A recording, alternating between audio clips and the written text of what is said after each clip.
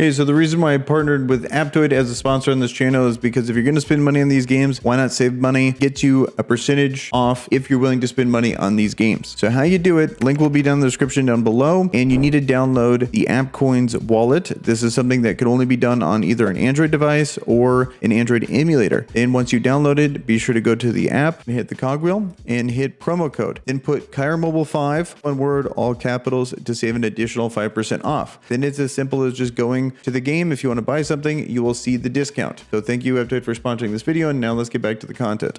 Hey guys, how's it going? It's Kire here with another Infinite Magicraid video. And in today's video, I'm going to be breaking down what's going on in the game from May 22nd to the 28th. Currently, I'm a day behind. Right now, we are on May 23rd here. So still figure I want to get this information out. Also, we got some new heroes to talk about as well. So that's what we're going to be covering on in this video. Couple things that stand out to me that I think are worth mentioning. First one is going to be Gift of Heaven. That one started today. It is for a legendary Dragon Eye. So that one, I do like it because the progress carries over. I'm not sure if it's actually worth it when it comes to these Gifts of Heavens. I have missed a couple months, so if there's better ones out there that are not this one, definitely let me know down in the comments below. Last one was Sigmund. If this is something that slowly you kind of build over time, Gift of Heaven event comes out, then you wait to pull, and then eventually you get it, I can see it being pretty good, to be honest. Whether it be this one, well, the Sigmund one didn't really seem exciting enough to justify it, in my opinion. I am glad that you can slowly build this up. When I first came out, we didn't see that. They didn't say that it was going to be something that carries over. But now that it seems to be this is a pretty common thing, or a relatively common thing that they've brought back quite a few times, and the progress still saves, I think it's fine. It's just going to be up to you on which one you actually want to pick, whichever character they choose you actually want to get, or if you just want to get that guaranteed legendary Dragon Eye when you finally hit the 500 pull. And also the equipment wish drop event. I actually really like these events that are going on currently. Here, let's just drop this for a second, go into the game. Currently, I've been farming this. I ended up getting, you need quite a bit of energy if you want to have any chance of competing here. But I like to get the guaranteed stuff, and this up to you if you want to push that further. I think that's really subjective because you're competing against your server, and depending on how active your server is going to justify if it's worth it to push it further, or if it's good to just chill and get, the top 50% rewards, for example. But definitely worth it to get the 5 mythic shards, in my opinion. We have that going on.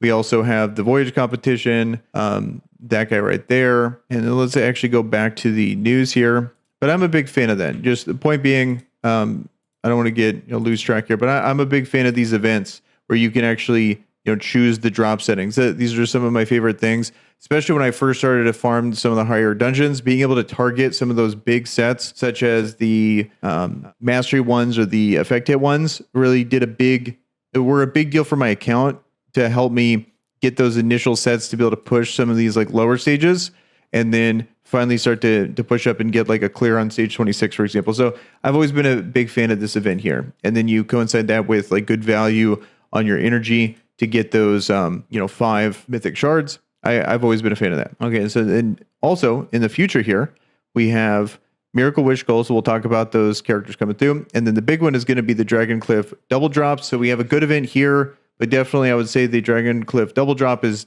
going to be the thing you really want to save for. So try to get as far as you can here and then save up and then do the double drops there. Because this game's always going to be food based. That's the big bottleneck for 99% of people. So definitely save for that. And that's going to be starting on the 26th. So we have 3 days to do that. So 3 days until then and 3 days when it actually happens. So now that we have an idea of what's going on here in game and what to think about in the future, let's talk about the new heroes. When it comes to these here, we have 3 new ones. This is very standard. They've been doing this for a very long time now. When it comes to this, they don't actually give us numbers and the thing that actually matters until they're in game. So let's just talk about the characters, see if they're any good, but I won't have an actual real analysis of the character until they're in game and we can see the numbers and see exactly how good they are. Because I think that obviously makes a really big difference. He's going to be Burns here, Holy Light, Force type attack character. Let's read out his moves. So his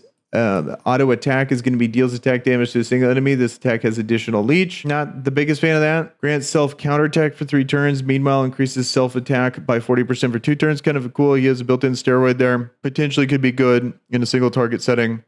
Guild boss. And then lastly, when burns, inflicts a kill, restores self HP, and gains fighting spirit for 1 turn. Afterward, acts 1 turn immediately. Fighting spirit increases damage dealt. It's really going to depend on how much damage dealt he's going to be increasing for that to really matter. And then I believe this is actually his ult. That was his passive. And then increases self crit damage for 2 turns. Afterwards, deals 2 stages of attack damage, each to a single enemy, and additionally inflicts attack damage. This extra damage ignores defense. So when I see this, I was saying like potentially a guild boss character. If I had to guess, maybe an arena character. I don't know if he's any good in arena, but that would be something I can think of. You know, single target, ignores defense, gives himself counterattack. That would normally be good in guild boss, but everyone runs Catherine anyway. Potentially could be good. Let's take a look here at his exclusives. So Burns acts for 1 turn immediately after casting his A2. While Burns has counterattack, his buffs can't be removed. I think that's actually pretty good. His E1's actually pretty solid there. Burns gains a basic attack and skill damage bonus based on the attribute buff layers each time he granted fighting spirit. When he has 5 layers of an attribute buffs, the bonus reaches the maximum. He can gain 15% bonus at least and 30% bonus at most. Okay, I'll have to see the numbers in game if that's actually worth it. And then his level 3 increases Burns' basic attack damage if the HP reduced by Star Blink is no more than 20% of the target's max HP. Gains 1 layer of Starlight for 1 turn. When he has 3 layers of Starlight, Star Blink deals high damage. Well, this character is pure, like how good this character is going to be purely based on his numbers and like his actual modifiers there. So very hard to determine if he's actually worth pulling. Usually characters like this, probably not, but maybe he's good. And then we have Dakota. It looks very much like CP from Raid Shadow Legends, but let's take a look here. So we got a support, Eternal Sect, Blue Mark. Always a fan of blue marks. Those seem to be hard to find good ones. Maybe not necessarily nowadays. You got Quinlan, you got Nita, but when I was playing, very difficult to find good blue mark characters. So we have deals attack damage to all enemies on the auto attack. That's pretty interesting. With a chance to inflict 1 layer of poison for 2 turns. I would say that's very good off the rip there. Summons a toxic swamp that lasts for 3 of Dakota's turns among enemies. Extends the durations of poison by 1 turn when the toxic swamp exists and an enemy is inflicted with poison. Meanwhile, for every 1 layer of poison inflicted, there is a chance to inflict 1 extra layer of rose poison on this enemy, up to 40 layers. Toxic swamp will disappear when Dakota dies. So we don't know what rose poison does. So that's a bummer. I guess we'll find out when the character goes live. Then passive, Dakota is immune to all control effects. That's insane. When she is under basic attack or skill attack, inflicts 1 layer of rose poison on the attacker with a chance to reduce the attacker's effect res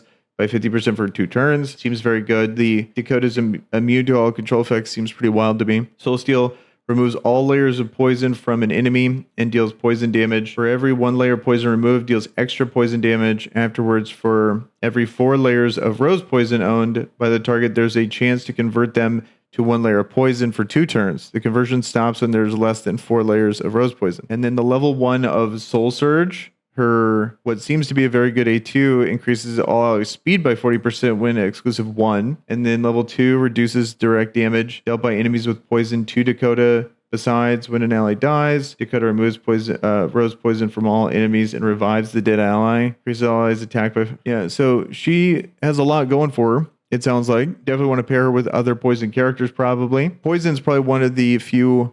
Like, that's the one that I haven't really looked into too much when it comes to building a team for it.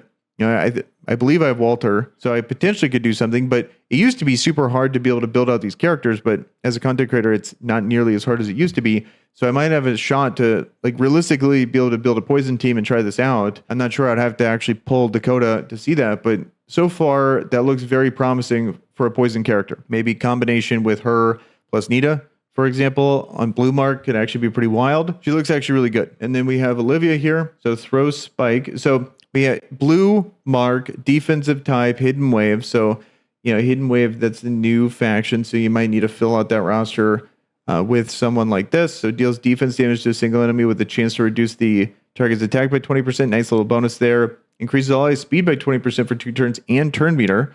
That seems really good. At the beginning of her turn, she will grant an ally with the lowest HP percentage ally protection. It restores the ally's HP based on Olivia's max HP. Olivia will take part of the damage dealt to the ally instead until Olivia will take part of the damage dealt to the ally instead until the beginning of her next turn. Okay. And then lastly, increases all allies' defense by 30% for 2 turns and grants all allies a shield for 2 turns. I actually think she's a pretty good epic there. Unfortunately, the lower versions, like lower version of the defense, lower version of speed, but it's speed plus turn meter and a shield and defense. I think that's actually pretty solid. Increases all allies' turn meter by 8% additionally on the A2 with the E1. Reduces damage dealt to an ally with ally protection granted by the defense by 10%, and then increases allies' defense by 60% for 2 turns. Okay, so that's actually really good at exclusive 3, which is when I would evaluate these epic characters. It's actually reasonable to get that. I'd say that's one of the better support characters. Blue Mark. I'm a big fan of her being actually really good. Obviously you're going to want to get her higher exclusive, but reasonably, like it's an actual reasonable epic hero to hope to build in. So I would say that's definitely a pull there. So overall, I'm actually pretty stoked with at least 2 of these characters. I would say if I had to guess the one that's going to be a pass, unless the numbers are just insane. If I'm missing something, let me know. But I would say he's going to be the one I don't really care too much about. That would be a disappointing pull. Plus, you're on Force Mark. There's so many good Force Mark characters. It's very difficult to compete in that. Then we have Dakota. Looks very interesting. AoE Poison. Insane. And then we also have Olivia. Looks very good for an epic hero. That's going to do it for the news here in Infinite Magicraid, May 22nd to May 28th. Here's to hear you guys' thoughts down below. And that guy's, I'm out of here. Peace.